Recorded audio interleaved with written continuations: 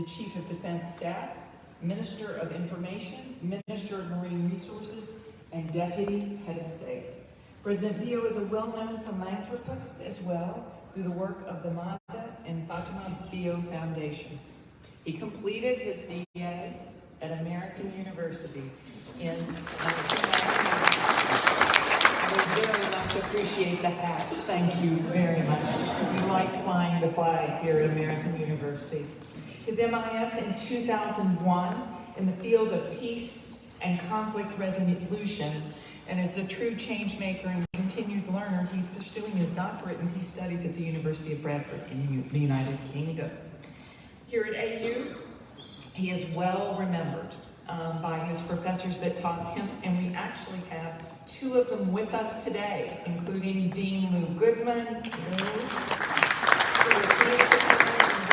Mendelson Foreman, who also taught the president, and so we're thrilled, and he is well remembered here.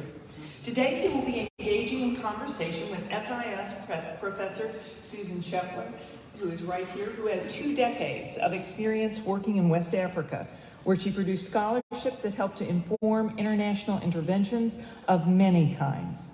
Professor Shepler leads the PhD program here at SIS and is also affiliated as a visiting lecturer at the University of Makini in Sierra Leone. President Bio, we are so glad to welcome you back and to hear your perspective of leading on the global stage. Welcome back.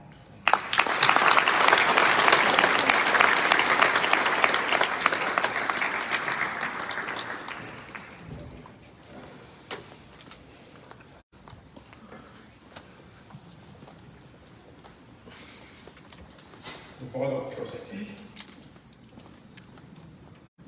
President Sylvia Powell, Provost, staff and students of the great American University.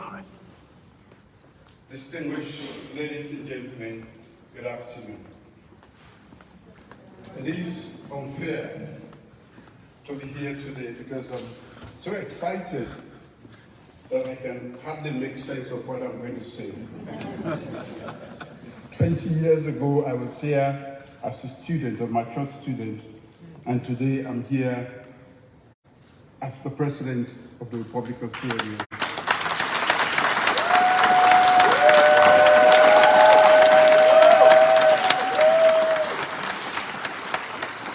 SIS goes out to look for world leaders. Today, they have their own world leader.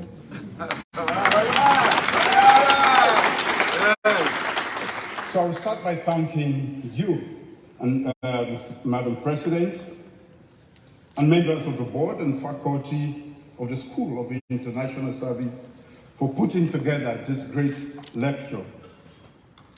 I would also like to thank each and every one of you who has come today to be part of this engagement. Your presence here is testament to your commitment to international affairs, your dreams, and the incredible potential each of you hold. It is a riveting opportunity to address such a diverse and dynamic group of people from different backgrounds, fields, and persuasions. Standing before you in these hallowed walls, where thought leaders of past, present, and future converge, I am acutely aware of the transformative journey of learning that unfolds within these walls. I am a testament to that. This institution symbolizes the relentless pursuit of knowledge, the endeavor to refine perspectives, and the audacity to challenge and enrich worldviews we hold. When we step into an institution like this, we pledge to view the world through refreshed and curious eyes, to welcome opposing views not as threats but as gateways to understanding, Indeed, I'm sure that everyone here, but especially from the School of International Service, will agree that there is no greater honor than dedicating oneself to the service of humanity.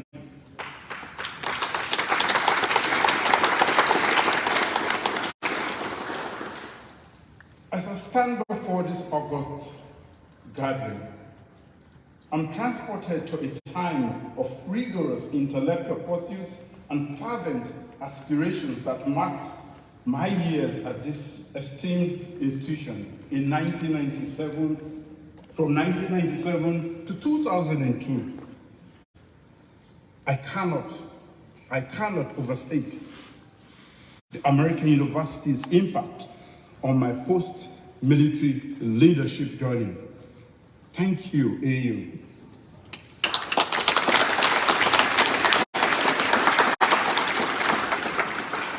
Reconnecting with fellow alums and revisiting the rich academic tenets and principles that served as the bedrock of my education, I'm reminded of the priceless value of an education that seamlessly blends knowledge with pragmatism. I learned here the intrinsic worth of being prepared to serve the global community, not just as a leader, but as a harbinger of peace, a bridge builder fostering understanding amidst the myriad complexities of our contemporary world.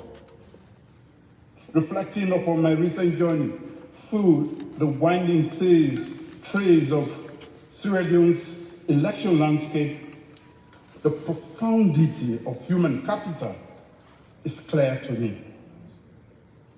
Amidst the liveliness of towns, the tranquility of villages, and the resilient spirit echoing in every corner of my nation, it is easy to see that the most important tool for sculpturing a prosperous and secure future, the authentic heartbeat of innovation, and the driving force behind every nation's progress is human capital.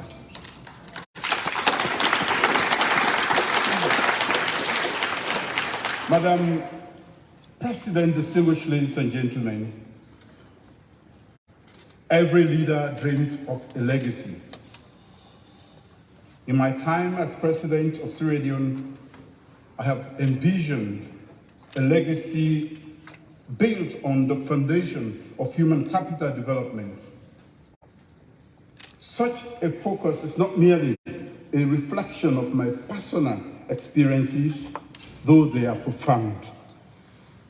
Rising from humble beginnings, thanks to the determination of my mother, a peasant farmer of blessed memory, who was not formally educated, but instilled in me the transformative power of education. This morning, I went to her graveside because I knew I was coming to AU, just to say thank you, Mommy. You did not go to school, but you made me go to school, and I am the leader that you made, but you never enjoyed the fruit of your hard work. I am a testimony, and I can say I've seen how the power of education unchains minds and unleashes potential. Madam President, distinguished ladies and gentlemen, suffice it to say that I was as persuaded in 1997 when I entered this university as I am today that human capital development is the most important arsenal for building a prosperous and secure future and finding relevance in the 21st century. This has been the paradigm shift of our national development agenda and is already manifesting transformative dividends. My lecture today, ladies and gentlemen, is anchored on the strength of of an empowered mind built on human capital development, the responsibilities that come with it, and the extraordinary possibilities that lie ahead. We live in an era of rapid changes, innovations, and interconnectedness. Our inherited world vastly differs from one our parents and grandparents knew and left for us. Technological advancements have reshaped how we communicate, work, and live. But with these changes come both challenges and opportunities. My government understands the dynamics of today's prevailing world and has chosen to embrace its opportunities.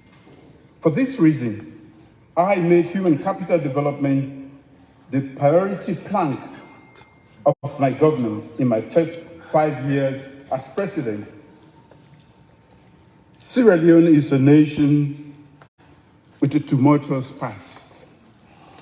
But we have moved beyond our history and made remarkable strides towards peace and stability, thanks to our commitment to human capital development. Human capital development encompasses various initiatives to enhance individuals' skills, knowledge, and well-being, promoting socio-economic progress, and ensuring long-lasting peace and security.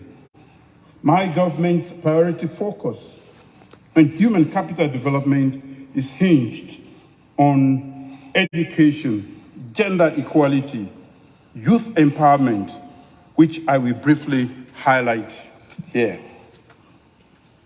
In our collective pursuit of knowledge and development, we must also confront and navigate the unpredictabilities of leadership and life.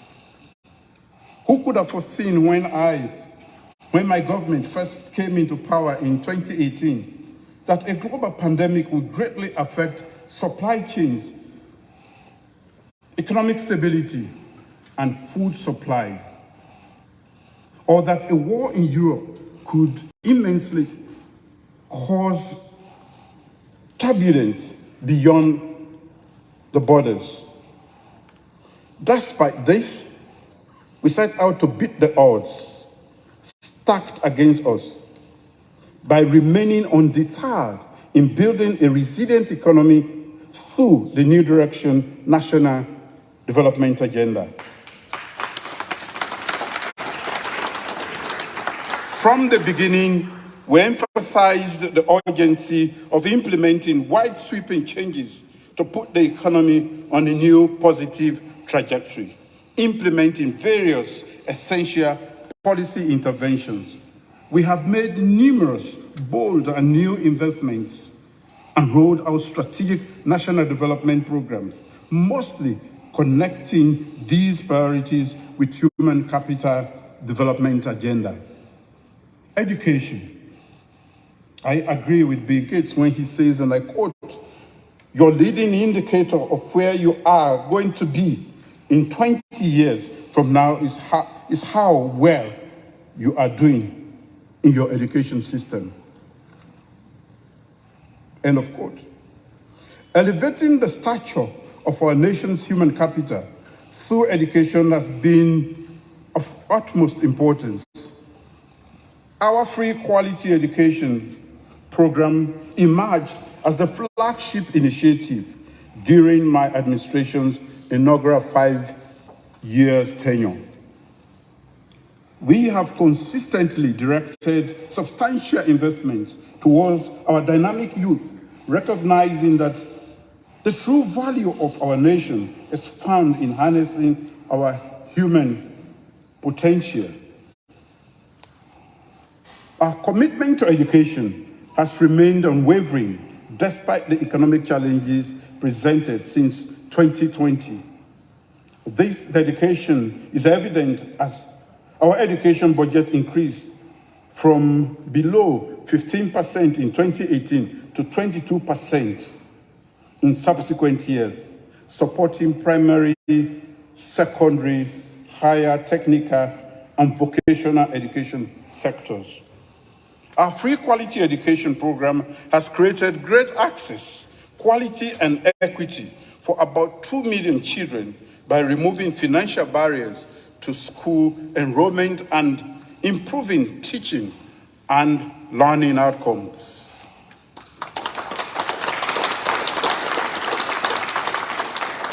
Our pioneering approach to radical inclusion in education, leaving no one behind, be it expectant girls, adult learners, children from our most vulnerable communities, or those with disabilities, has garnered commendations from the international community.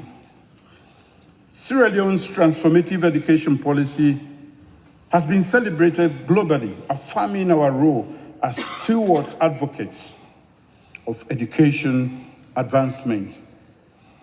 This global recognition culminated in my unanimous appointment as co-chair of UNESCO High-Level Steering Committee dedicated to realizing UN Sustainable Goal 4, a commitment to ensuring inclusive, equitable, quality education and fostering lifelong learning for all.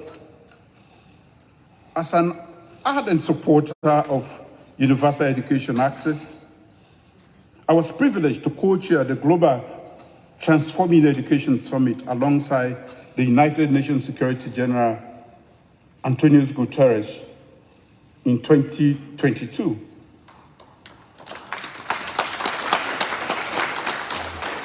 Additionally, the Global Partnership for Education honored me as one of the global champions for foundational learning for our 2022-2026 Partnership Compact.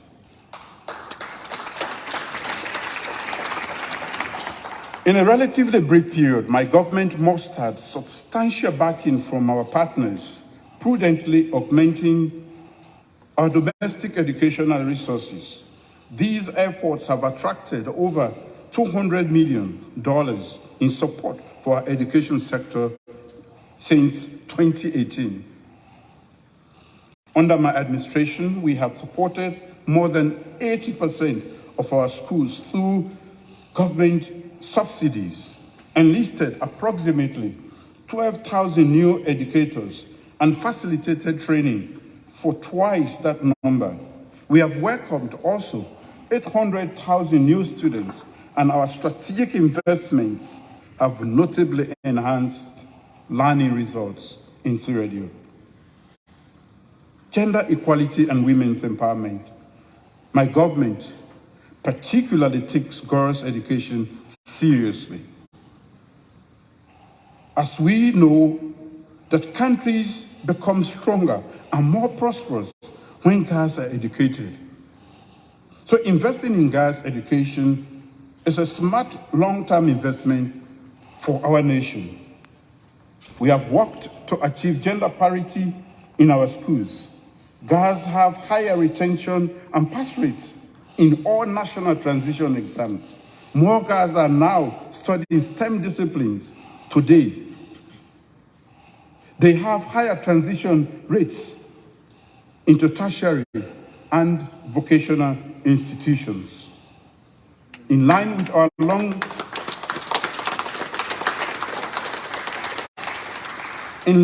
long-term vision to train more women engineers, doctors, scientists, and innovators, we have also implemented a policy that funds free education from primary school through university for all girls studying STEM disciplines.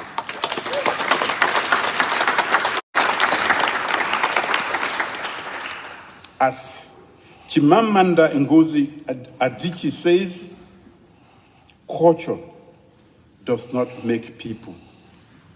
People make culture.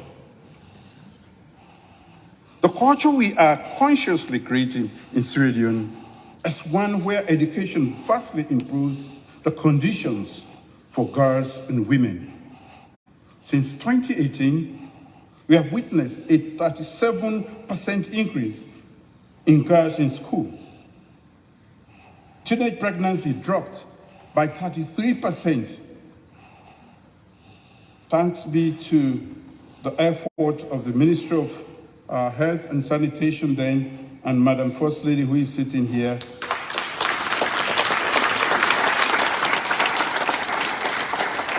Early marriage figures have also dropped dramatically. Sierra Leone now has the highest rate of girls completing primary education in the entire West African sub-region.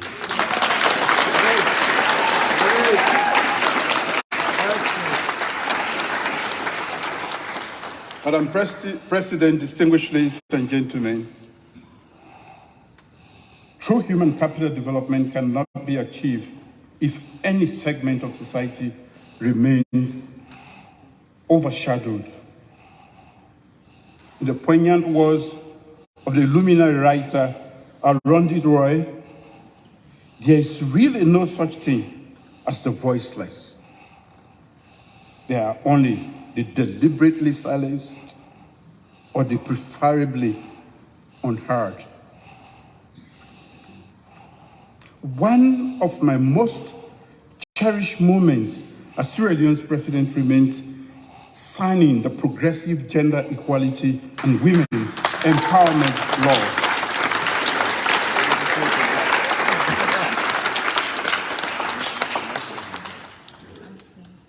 The Gender Equality and Women's Empowerment Law, or Bill into law, ensuring women receive equal pay for equal work and amplifying their voices in all societal domains, from the workplace to the political arena.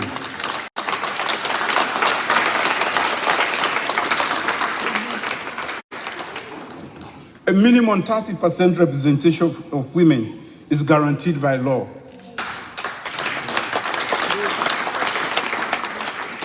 In our unwavering commitment to dismantle the barriers of gender inequality, I declared a state of emergency on the heinous crime of rape and sexual and gender-based violence in Sierra Leone.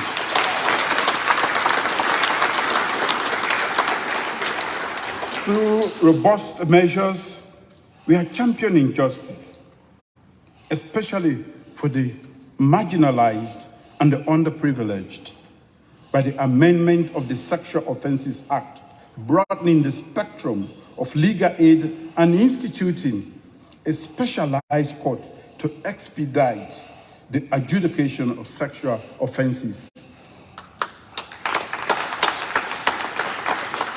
In September 2021 at the United Nations, Sierra Leone with the Federal Republic of Nigeria successfully moved a United Nations resolution titled International Cooperation for Access to Justice, Remedies and Assistance for the Survivors of Sexual Violence.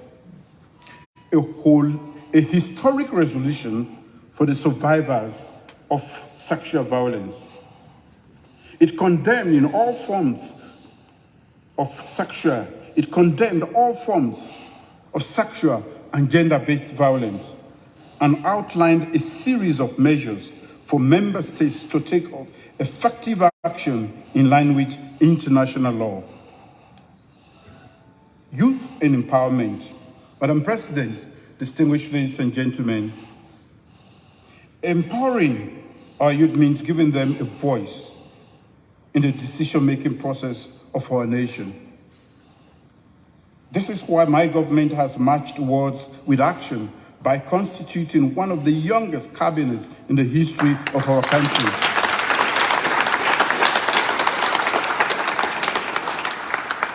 Ten of my ministers are under the age of 40.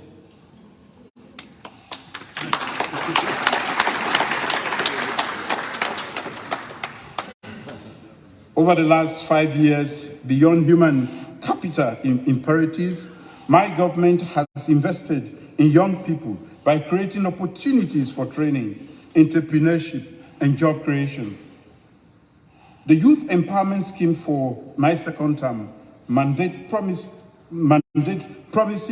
that the young generation that have the energy, passion, and ambition will find fertile ground in Sierra Leone. We also intend to leverage the cutting-edge technology and infrastructure program to pave sustainable pathways for economic growth.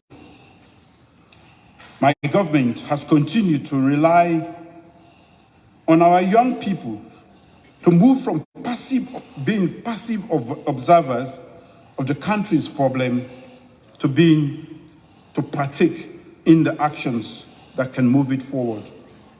Our human capital development agenda equips young people with the knowledge and skills to be informed and to be critical thinkers, and they must use that knowledge for the greater good. I firmly believe that the best use of our lives is when it is lived for God and for country. Any life outside this principle is not worth living. It is also important to remember that success is not measured by solely by personal achievements, but by positive impact on others and the world around us.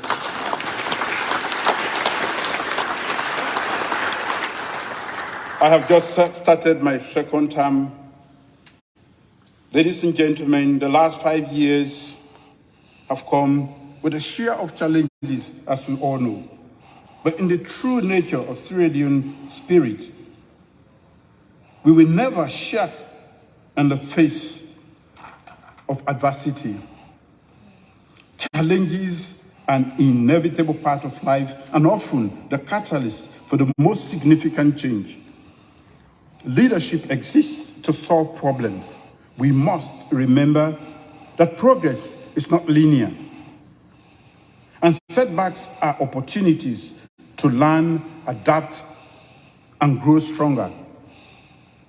As I embark on my second term, I reaffirm my unwavering commitment to the 5 quintessential pillars that will shape our journey forward, namely, achieving food security. Achieving food security is intimately linked with aggressive investment in agriculture.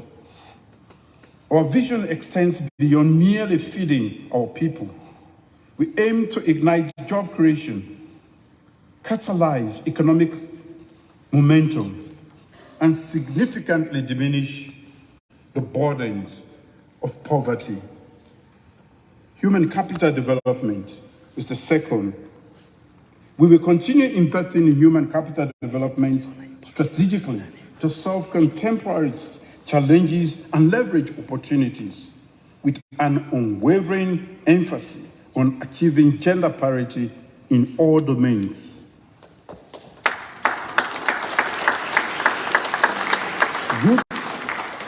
Youth employment scheme is our solemn pledge to the vibrant youth of Sierra Leone that their dynamism, enthusiasm, and aspiration will be met with unparalleled opportunities in their homeland. Technology and infrastructure is a forward-looking initiative designed to lay the bedrock for resilient and sustainable avenues of economic progress.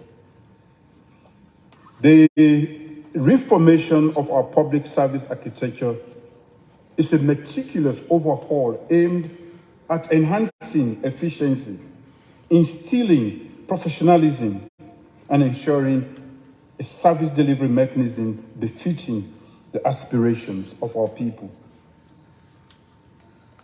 Let me conclude. Today, I stand before you not just as a representative of my country, but as a witness to the ebb and flow of global currents. These are indeed tough times for our world. The strongest economic quivers and continents like Africa stand at pivotal junctures. We witness shifts in power, erosion of democratic institutions, especially in our sub-region, West Africa, an intensification of conflicts on a scale we hadn't imagined, and climate change's looming effects. Leadership must evolve in this era, marked by crises at every turn. We can no longer stand idly by as young workforce leaves our shores, searching for greener pastures. We cannot ignore the displacement of our people due to strife or the stifling of our children's futures. It is not enough to be defenders of the status quo. We must become the disruptors. Disruptors who strive to lift communities out of the depth of poverty, enabling our youth to rise to global challenges and ensure that every individual has the freedom to dream, choose, and lead a fulfilling life. Every single one of us has a part to play. Leadership, I must say, it's not a title. It is an action. I recall my times here in the United States and in this institution, a period of growth and learning. But the serene call of home was always present in my ears. A beacon that guided my intention and actions. I had to return. I had to leave the United States to return home. Now, as I stand here, I feel like I have come full circle. Nostalgic. Yes, that's why I have my AU cap on today.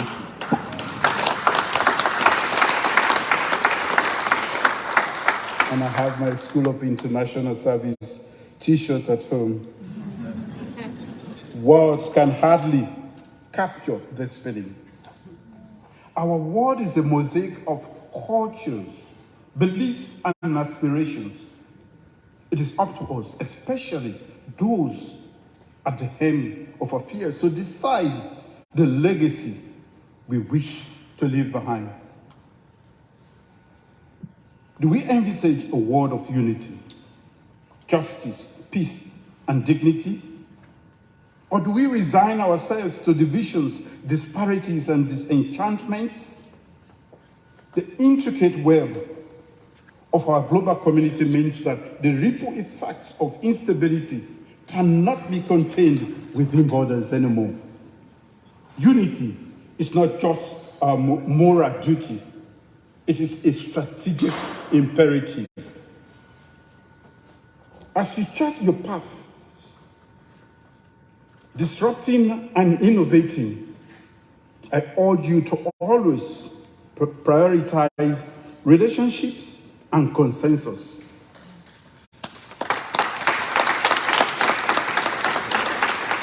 A world where different opinions coexist in vibrant, where the coexistence of different opinions is vibrant and robust. Democracy thrives in these differences. The journey to addressing global issues is indeed long, and as the adage goes, if you want to go fast, the African adage goes, if you want to go fast, go alone. But if you want to go far, go together.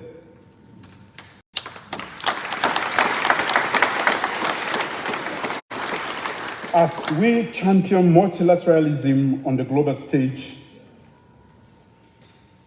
it is paramount that we fiercely uphold political pluralism, freedom of expression, and fundamental human rights within our borders.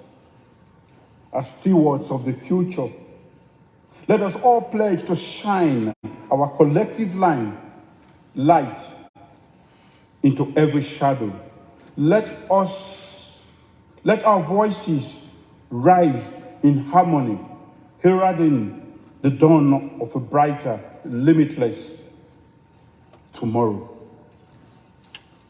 In closing, I want to leave you with a quote from President John F. Kennedy, who once said, and I quote, "The future does not belong to those who are content with today, apathetic towards common problems and their fellow men alike, timid and fearful in the face of new ideas and bold projects." End of quote.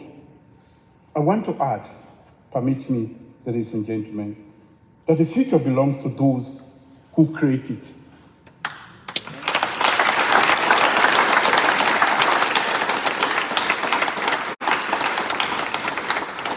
In Sierra Leone, we are building the future, a new breed of young people who are neither content, apathetic, nor timid. We are building change makers, our hope for a better tomorrow. I therefore invite all of you to join us and support us in our journey to building a prosperous middle-income country by 2035. Thank you all for listening.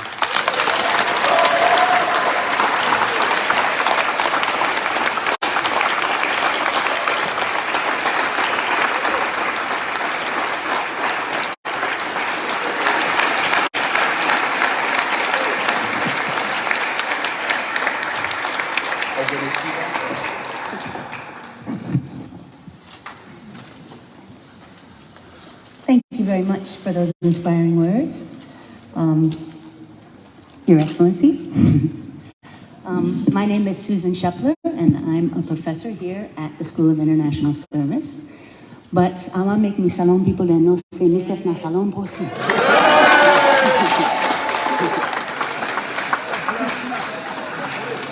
So I'm here as a stakeholder in Sierra Leone's development as well. And I want to start by also recognizing how very kind you've been to us, me and SIS students, when we have traveled to Sierra Leone. A few years ago, you welcomed us right into your office in State House, a set of SIS master students, and shared time with us and your thoughts about the importance of education. And I just think that's so amazing that we have that kind of access to the president of the country. So thank you very much. On behalf of the students. So the way we've structured this is that I have a number of questions that I'll be asking, but we also, if time permits, want to answer your questions as well. So you've seen that there are cards available for you to write down questions. If you have questions, please write them down and pass them along. We do have a team here that'll be looking through them to make sure we're not asking questions that I've already asked, and that because we have very little time, that we have time for as many questions as possible. So if you don't mind, I'll go with the questions that I've already submitted. You have such an interesting personal story in terms of changes in your trajectory. And you've already spoken a little bit about how AU was such a big part of your personal trajectory. I wonder if you can tell us about other institutions that you've been a part of. I know you went to Bow School, for example, the military, the Catholic Church. How have other institutions really impacted you as a person and as a leader? Normally, we don't recognize the fact that we are captives of our culture. I've had to go through different institutions, starting with my home. My mom was a widow at a very early age, a peasant farmer who was not fortunate to have gone to school at all, not. And being able to get to this point in life means she laid the primary foundation upon which this great man is built. So my schooling at Bow School, which was a school dedicated for leadership in Sierra Leone by the British colonial masters, and then entering the military as an officer cadet means you are being trained to become a leader. And when I left the Bow School, I went into the military. Of course, I served at the war front. I was in Liberia at the height of the war, and I came back to Sierra Leone. I led at the war front and also led the war as part of the military government that came after. I was patriotic enough to let go power for the sake of Sierra Leone. And very happy. I hastily prepared the election. I also initiated the peace process and got Sanko out of the bush. And we had a first ceasefire. And it was during that time that I left the country. After that, I left the country. When I left, I came to the Great America and to the American University and to the School of International Service. I was a different kind of student because for most of the students, they had to do theory and they were expected to go out into the world and get the practicals.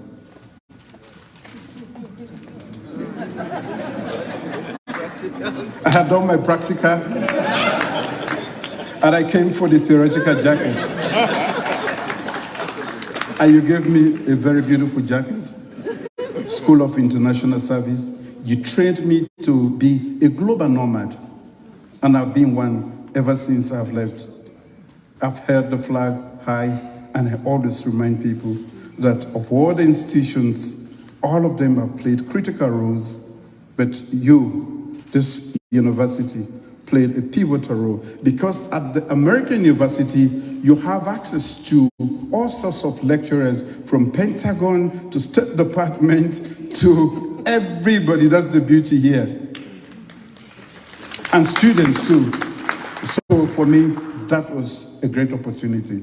And I think I acquired quite a lot of knowledge and values that have been at the forefront of my leadership. Thank you. It's pretty exciting. I don't know if people know, but Sierra Leone is going to have a seat on the UN Security Council this year.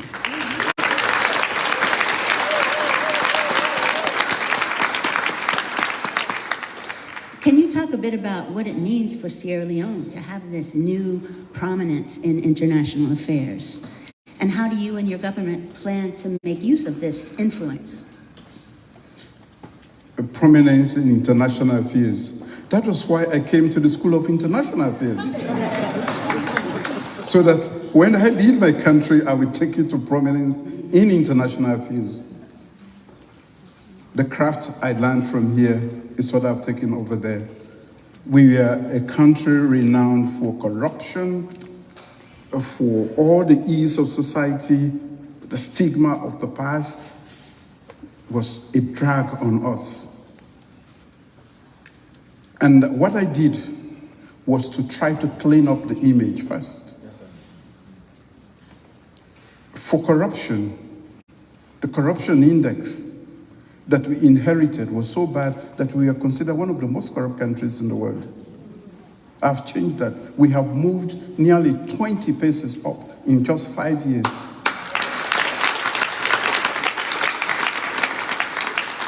The Transparency International valuation, and also the MCC, which is an American institution, we have passed the score of corruption index for the past 5 years. The previous government before me for 11 years failed woefully. And since I took over, we have passed the index for 5 complete years, going as far as 83%, the highest they got The highest they ever got in 11 years was 49. I have passed consistently, and we have gone as far as 83%. So what I did was to clean the image so that we can again regain our space among the Committee of Nations. We'll be respected. We had to do everything it's a very crowded place, as you know, the international, and there are a lot of other countries that want to be at the UN Security Council, be it in the permanent or the non-permanent category. So we had to do quite a lot to be considered worthy of that position. That is what we did. And for me, it is important because we have been able to secure peace with the support of the international community. It is now time for us to take peace to other parts of the world, to share our experience as a country that was ravaged by war, and how we were able, through a peaceful settlement, to get peace. I think it's an opportunity.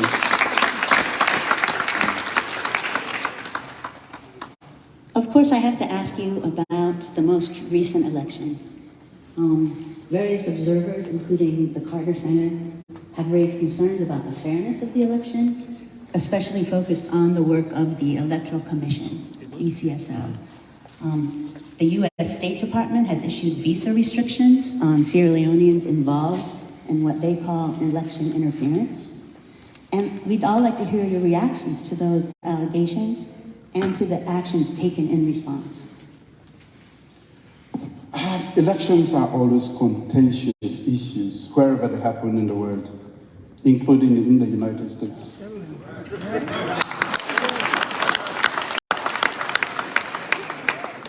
But I did not have the power to issue visa restrictions, of course. That's the difference. Please allow me to continue coming to Sierra Leone. Elections are conducted by a body mandated by our Constitution, and its operational mode is directed by the Public Elections Act. Normally, before elections take place, because we have our partners, including the United States, the EU, the British, and other organizations that are interested in democracy, a steering committee is put together, and all stakeholders, including political parties, are represented in that steering committee. What they do is to look at everything that has to be done, the rules of the game, to make sure that the Public Elections Act is clean and will lead to a credible election at the end of the day. That was what pertained in Sierra Leone. I was not a member of that. The only thing we did for the election was to make sure that whatever the National Electoral Body asked for, we provided, including funds and security. Their business, they are an independent, semi-autonomous body, in the sense that we don't deal with their day-to-day operations. We don't control that at all. If we do, that would be interference. That's ECSL? ECSL. And they did that. When the elections were at the height of calling the result, this was when the problem started. They had done all their calculations, collation, and all the processes. I was now requested to stop them from calling the result by the United States. So I don't know who is accusing who of interference. Yes.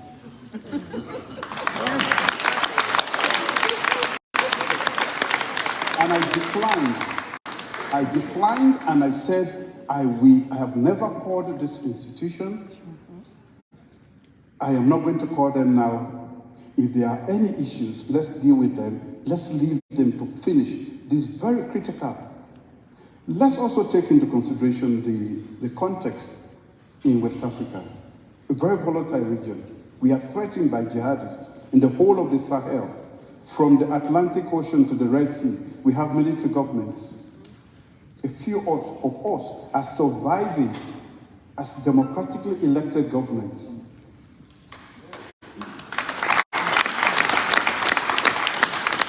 And when the United States cast doubt on an election that was considered to be the most peaceful, not my words, but the observers, free and fair, and then the United States cast doubt on the credibility, you are calling for a coup.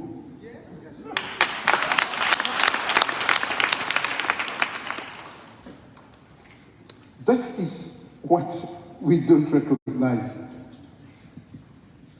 In any case, the same representatives of the United States have told us that in any case, they just wanted a second round. In any case, I was going to win because all the polls made that clear. And I can say here that based on what I have done in the last 5 years, under the circumstances, we can go to the polls today and in a free, fair election, I will not get 56%. I will get nothing less than 60%.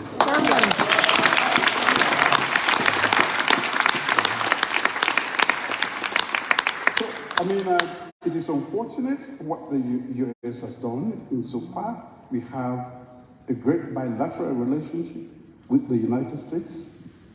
I told the American ambassador in my office, I said, I am a better ambassador for America in Sierra Leone than you are.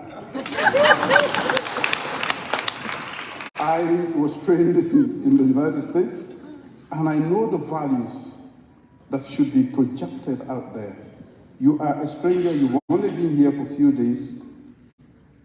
I will allow you to go, but know that I'm a better ambassador here for the United States than you.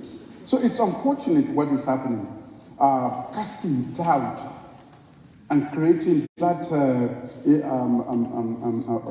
air of instability. But we still seek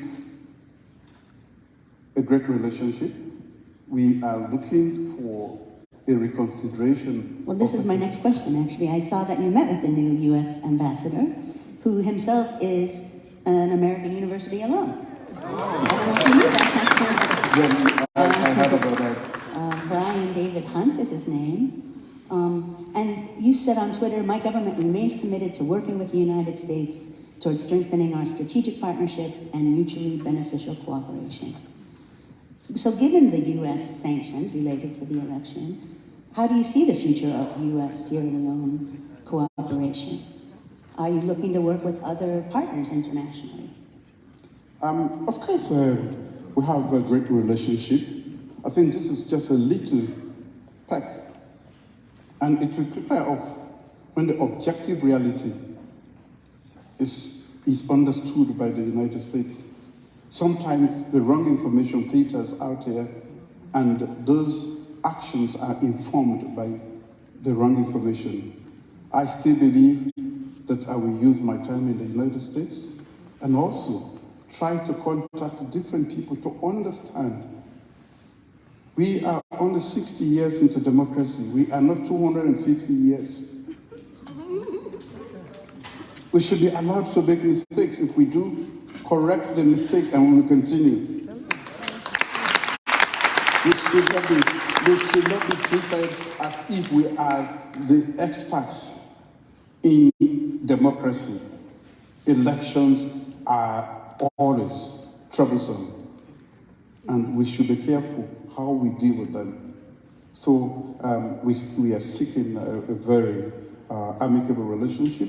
We will continue to explain. We know somebody somewhere is going to hear the truth and know that sometimes dialogue is better than these coercive, punitive actions.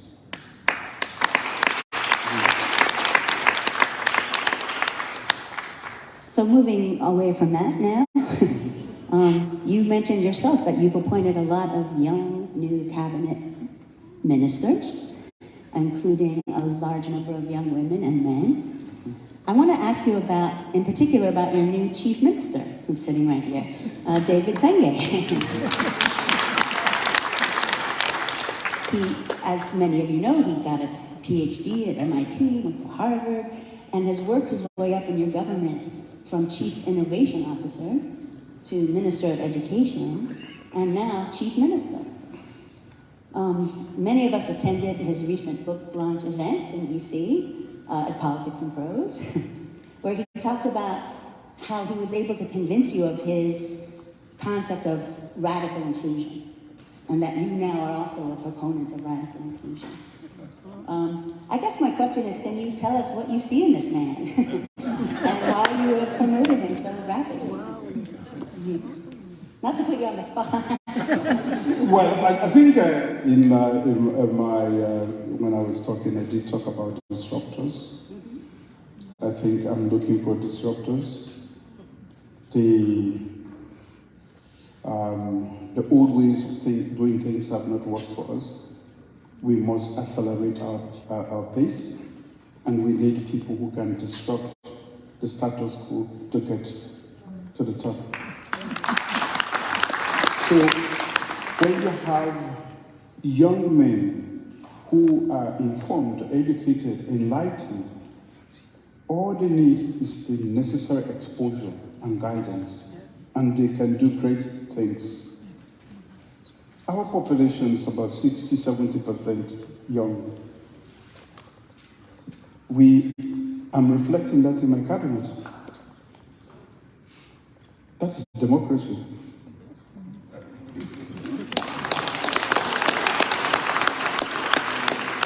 The women are 51%. We are inching towards that by giving them a floor of nothing less than 30% in all domains of human endeavor. We are actually talking the talk and walking the walk as far as democracy is concerned. If we are going to cater for the young people, they should be here. They should be where we make the decisions. Yes, they have to be there. They bring new perspectives. As you know, so are women from another planet. With 51% of them, if you don't bring them into your mix and you make laws and you make decisions, you are leaving a huge chunk of valuable information out and perspective. This is why we are building democracy from the bottom up. So he may be one, but there are so many of them. The other young man sitting there, the women all over there, the other women at the back, woman at the back there is a member of parliament. You know, this young man sitting here is the foreign minister.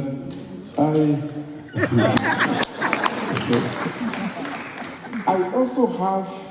Oh, and we have another AU alum in your cabinet. Yes. Right? He was hiding from me until I told him, I said, I'm going to, he said he went to the School of Public Affairs. I said, I never knew this. So what we have done is, I think it's a beautiful mix. We have very strong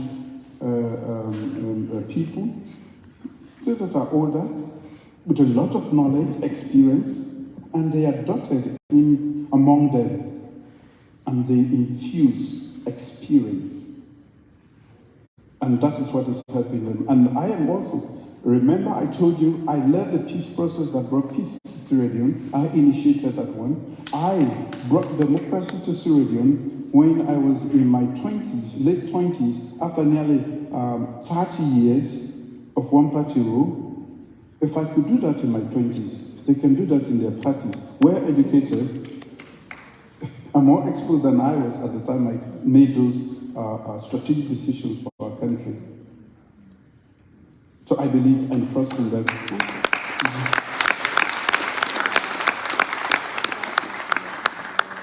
This is the last of my questions, and then we'll turn to the others. Okay.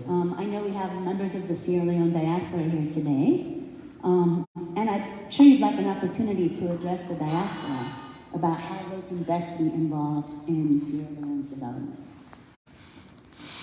Well, quite a lot of them are involved already. Some of the people, some of them, the ones at home, you will know that they call them home base, and we call this the villages. So we combine them because there's so much. I have always said to people, we come to places in the West to learn the good things that you've done to make your society stick and function. It is our responsibility to take those values and systems back home. So there's quite a lot of exposure, the value systems they've acquired, work ethic, and every other thing. So we take, from time to time, we pick among them, and we also combine that with the home, and we get going. So I believe that they have a role to play. The different expertise. We still have huge capacity gaps, I must confess. The only thing is that we cannot pay them enough when they go back home. So it's always difficult to convince them to go back home. Those who have gone have made serious sacrifices as far as remuneration is concerned. So Sierra Leoneans in the diaspora, you are always invited back. Just have to be ready to make this necessary sacrifice. You cannot get up at 1 and think that you can go to McDonald's and get your... Sometimes you touch the faucet and it's just... no water. And so there are inconveniences to suffer. But that is part of the patriotism. We have to work, we have to fix. I see here for us, we come and learn and go and fix. Yep.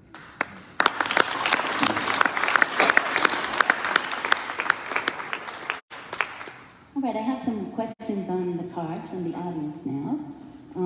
The first one is one I'm very interested in, so I'm starting with it. Is the government committed to educating youth about the Civil War? And if so, what steps are being taken? The Civil War is an important part of our history. In fact, we should keep reminding them what led to the war and how that war ravaged our country and how it set us back as far as development is concerned, and to strive to never again go back to that as the Americans did. So it has to be, it is an important part of our history, and our children should know that we've had a very difficult past, and we should never go back to the past. We should always dialogue. Democracy is the way to go, you know. The majority will always determine who rules the country, and when we have challenges, we should use all local remedies through dialogue. I see you also recently appointed Joseph Caifal as head of monuments. Yeah, Joseph. What do you think about a monument of some kind? I'm going off script. To the war. When you asked this question, I thought about him, but I just didn't want to go. Definitely. Definitely, we have to make every effort, not only to document what happened, but also have a place that we remind our people, and we are working towards that. If there's any help that you have identified, it's welcome. Thank you. Okay, another question from the audience. What do you think was your biggest success when dealing with the COVID-19 pandemic? What strategies helped the most? Our COVID strategy was informed by our Ebola experience. We had a rough time as a nation dealing with Ebola. I was not at the helm at the time, I was in opposition, but I was fully involved. I went around the country during Ebola to look at the structures. We had international support, but we still lost over 3,000 people. Once, and Ebola was even more infectious and deadly than COVID. So we had already developed a system right across the country that involved quite a lot of people, from the traditional leaders to community leaders, to the military, to the police, the healthcare system, and everybody was involved. So once I realized the epidemiology of this particular COVID, we decided to stand up all the agencies we had used to fight Ebola. So the 4-hour index case, we had closed the international border. So I was there then, I remember. you were there. So I think we fell back on our experience with COVID, Ebola, and we already had vestiges, or already a lot of people in the system knew how to deal with this sort of thing. That is another thing. So besides government effort, we reminded people of the need to take the necessary precautionary measures that we were, and we did not close down, lock down at any one point in time, except for two or 3 days, because we custom made our own response to COVID. When other nations were locking down for weeks and 2 weeks and a month, we never once closed for even more than 3 days, because we knew what to do. We had had the experience, and that experience informed our every action. We stood up the whole scientific community of, again, the diaspora. In fact, most of them were in the diaspora, who knew, including, and I remember, our president, Minister of Health. He was still here, but he was part of our scientific community, informing our activities back there and a few others around the world and also back home. So the diaspora has always been an integral part of what we do, and that was one great example of how we reacted to COVID. In COVID, we lost less than 200 people. In Ebola, we lost over 3,000 people. So I think the experience, our bitter experience, was at the fore in our decision making. The next question starts off, thank you for coming. Thank you for coming. What do you envision for Sierra Leone in 20 years' time? What will be different? What will be the same? It's a very tricky question. But I think for me, you know quite a lot about Sierra Leone, and there's always the tendency for Sierra Leoneans to talk about the wealth that we have. And normally they're talking about the potential. We get diamond, we get all team.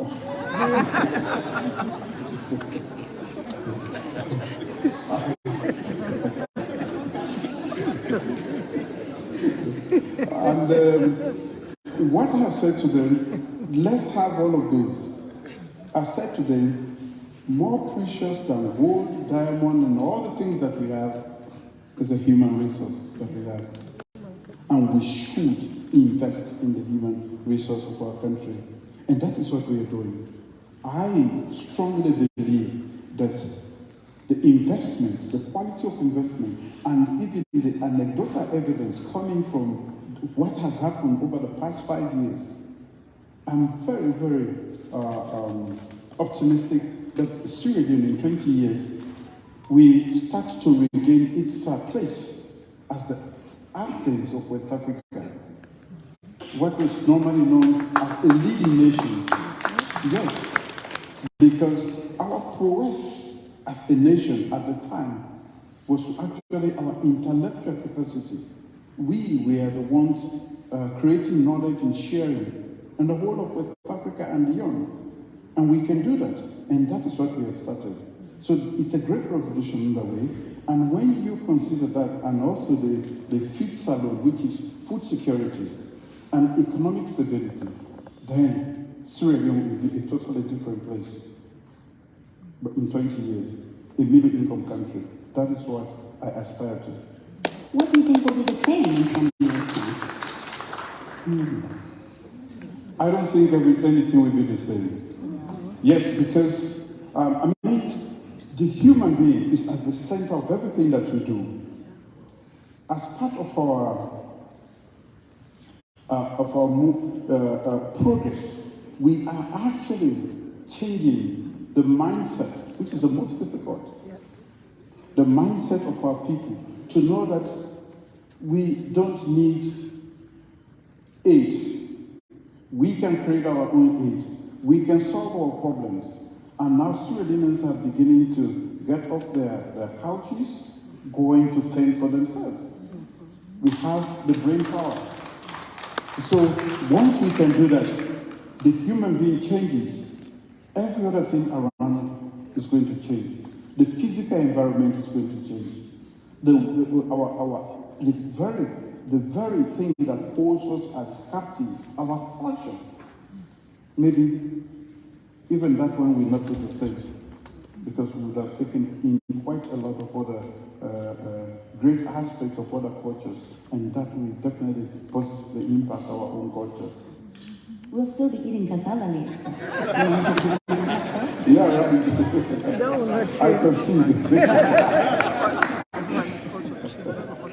Next question. We'll be cooking it differently. With leaves. What is your administration doing to ensure free speech while keeping the peace and stability of Sierra Leone? Free speech. Nobody is in prison for free speech, for writing an article. In fact, the oldest restriction on free speech was the seditious libel law, which we have changed.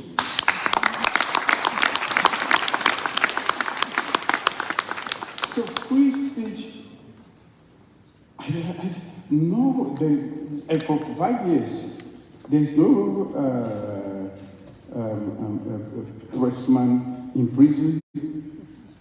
They normally say that I have the thickest political skin because I don't respond to the frivolities. If you write objective things that are constructive, I will call you and engage you. Tell me more. Because I don't know everything. I don't have monopoly over ideas. If you engage constructively, the worst punishment is come and talk to me, tell me more, and be a part of governance. But to say that free speech, there's nothing wrong with free speech in Sierra Leone.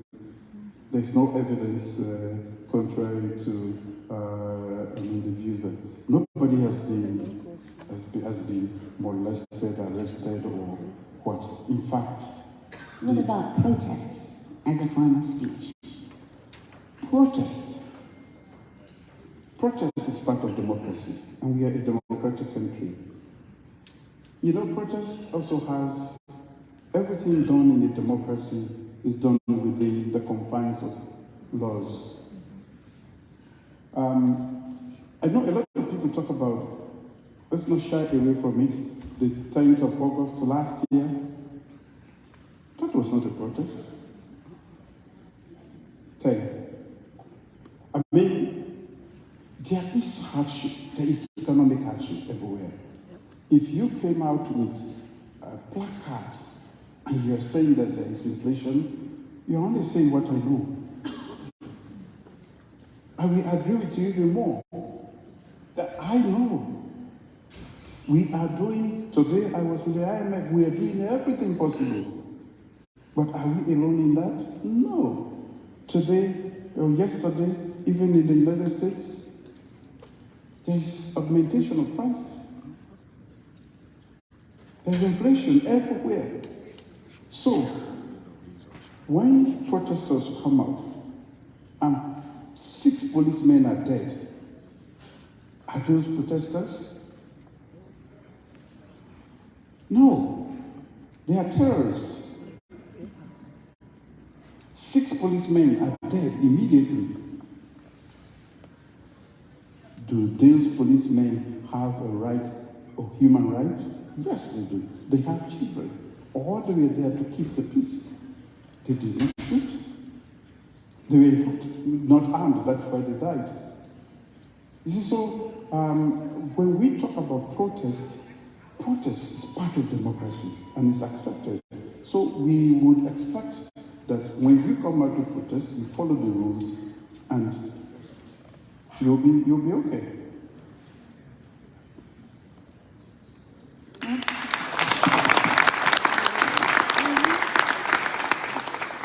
One last question, and we have about 9 minutes left, so we're on time. Very good. You've addressed this somewhat, but this is from Mustafa Y. What are your plans to encourage the Sierra Leone youthful population in the diaspora to help in the development of Sierra Leone? So we talked about diaspora, JC's home base. What about the youth, maybe who grew up here in the U.S., maybe have never been home to Sierra Leone? That's how I'm reading this question. I normally extend invitations, and I always tell people that we are going to fix our own country. And we encourage them to go back home for holidays. And most of them who go back normally fall in love with their own country. And with the right opportunities, they will latch onto those. I think we have to provide those opportunities for them so that somebody, because if a young man and a young woman can find employment back there and be able to pay his or her rent and other responsibilities, they are very much likely to stay. What we have not been able to do, especially in terms of the amount required for them to stay afloat, especially most times they would have gotten a mortgage or other responsibilities here. You cannot work there and be able to take care of your mortgage here. So that is a great disincentive. And except we find a way to augment their own pay. And of course, then the locals, we say, oh, we are doing the same work. And those who come, the JCs, are paid more than us. So that is the only thing. But I think what I would say to the young people is that home is home, and home can be only fixed by us. We have to go back home at one time or the other. A great experience to be here, to learn and to live. But I think it is worthy a cause to go back home and help, because there are millions there who need our help. Most of us who can read and write should be ambassadors. That is how I've always seen myself. I can go to my village and you look at them, all of them are illiterate. Those people need help. Those people need our support. Otherwise, they will never fulfill their potential in this world. And we who can do that should endeavor, make the sacrifice to go back home. We can, when I finished 20 years ago in Virginia, I could have stayed, like many others. But I made the deliberate choice. I said, home is where I can make the greatest contribution. So I have to go back home. That is what they are going to have to. But if you just look at the remuneration, the facilities and everything that is here, you will never go back home. Never. It's a sacrifice. Well, Salon Suites.